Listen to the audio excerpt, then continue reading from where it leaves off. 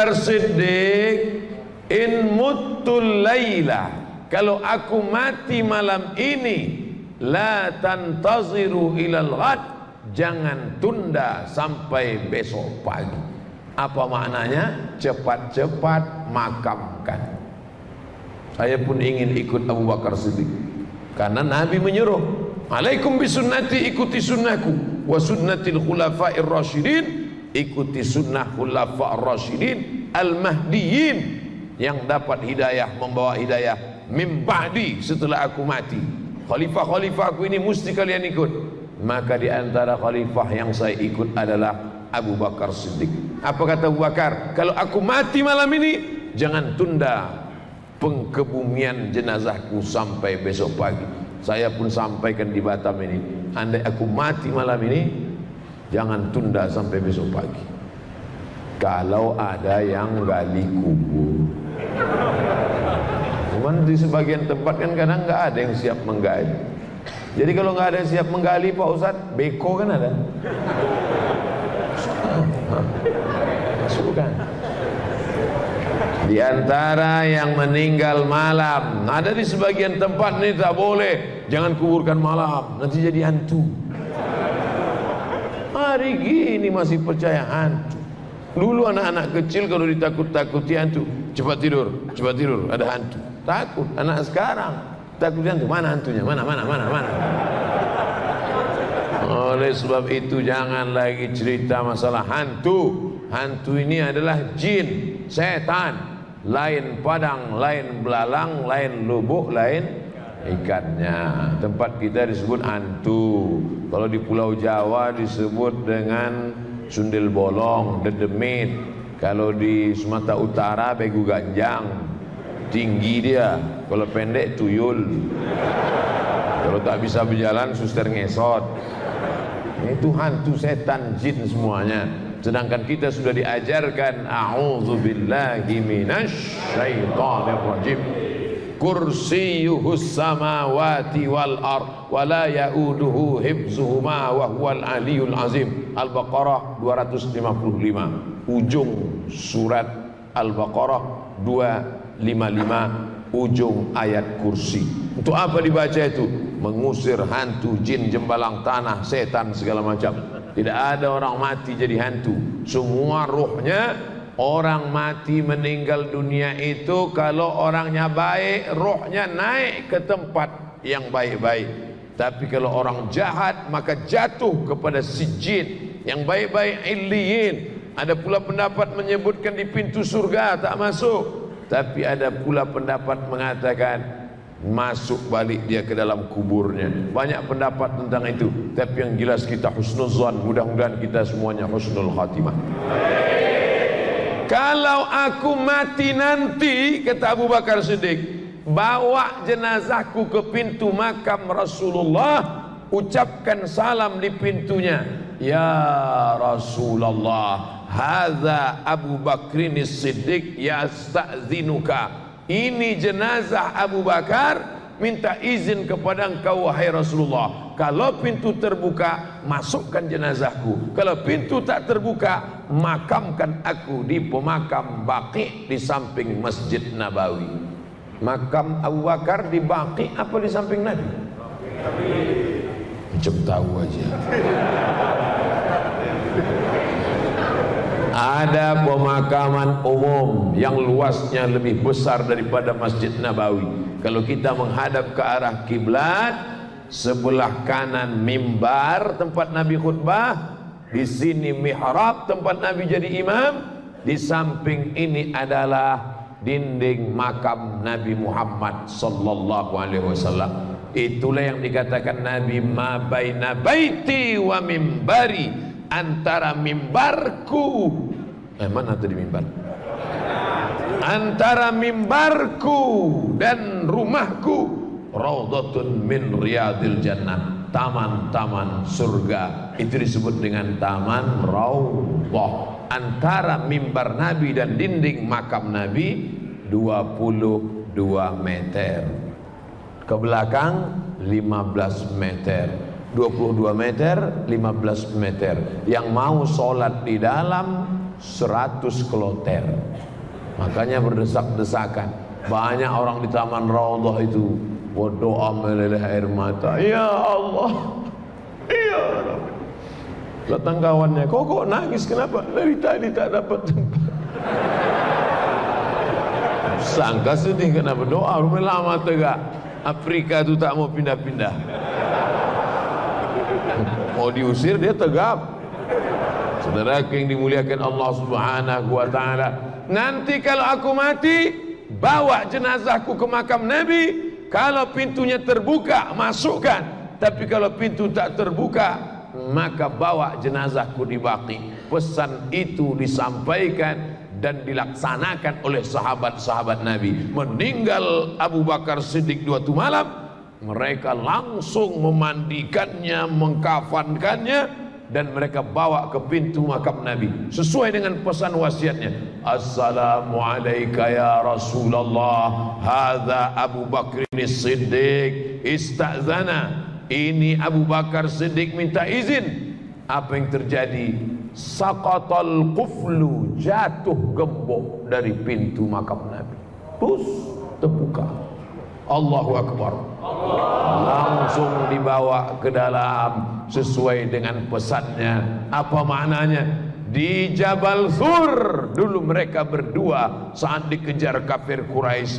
Di Madinah 10 tahun bersama berjuang, dan sampai dikubur pun masih tetap juga berdekatan. Makanya kalau kita tegak di depan makam Abu Bakar, makam Rasulullah, Assalamualaikum ya Rasulullah, Assalamualaikum ya Abu Bakr Siddiq, Assalamualaikum ya Umar bin Khattab. Melangkah satu langkah. Pertama masuk makam Rasul dulu, Assalamualaikum ya Rasulullah. Melangkah satu langkah, Assalamualaikum ya Abu Bakr Siddiq. Melangkah satu langkah, Assalamualaikum ya Umar ibnul Khattab. Karena di dalam ada 3 makam. Mudah-mudahan persahabatan kita pun begini juga hendaknya, insyaallah. Di dunia kita bersahabat, di Batam kita berteman, sampai ke liang lahat pun kuburan kita dekat-dekatan, sampai dan nanti masuk ke pintu surga bersama dengan Nabi Muhammad sallallahu alaihi wasallam. Kira-kira bisa tak kita ni sama dengan Abu Bakar nanti? Oke, sekarang saya sebutkan kenapa Allah berikan Abu Bakar keutamaan yang begitu hebat. Pada saat hijrah pindah dari kota Makkah ke Madinah, Abu Bakar ini punya ayah namanya Abu Quhafah. Siapa namanya? Abu Quhafah. Ada tak orang Batam namanya Abu Quhafah? Tak ada. Kalau ada angkat tangan. Tak ada. Abu Quhafah ini benci betul dengan Nabi Muhammad SAW. Ayah Abu Bakar itu musuh Nabi Muhammad SAW. Maka begitu dia tahu anaknya itu pindah ke kota Madinah, lalu kemudian dia pun bertanya kepada cucunya. Nama cucunya anak Abu Bakar adalah Asma. Siapa namanya? Asma. Mesti panjang alifnya. Asma. Kalau pendek sesak napas. Asma. Ya Asma, wahai Asma.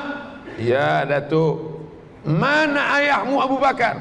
Ayah hijrah bersama Muhammad sallallahu alaihi wasallam. Oh, habislah emas itu dibawanya semua untuk belanja hijrah ya? Kata Asma, tidak Datuk, masih ada emas itu lagi. Mana dia? Datang Asma, dimasukkannya batu ke dalam kain taplak meja. Ini batu, masukkannya ke dalam kain. Oh, lalu dikasihnya ke Datuk. Datuk, kalau tak percaya peganglah. Abu Quhafah tadi buta. Dipegangnya. Oh, masih ada lagi. Oh, masih ada lagi. Kira-kira emas kalau masuk ke kain bisa dirasa berapa kilo itu beratnya? Paling tidak 1/4 atau setengah kilo lah. Itulah maka Allah muliakan Abu Bakar, makamnya dekat dengan Rasulullah sallallahu alaihi wasallam. dan bersama dia masuk surga. Salah satu sahabat Nabi yang dijamin masuk surga adalah Abu Bakar Siddiq. Siap masuk surga bersama Abu Bakar? Tak sama macam bunyi pertama tadi.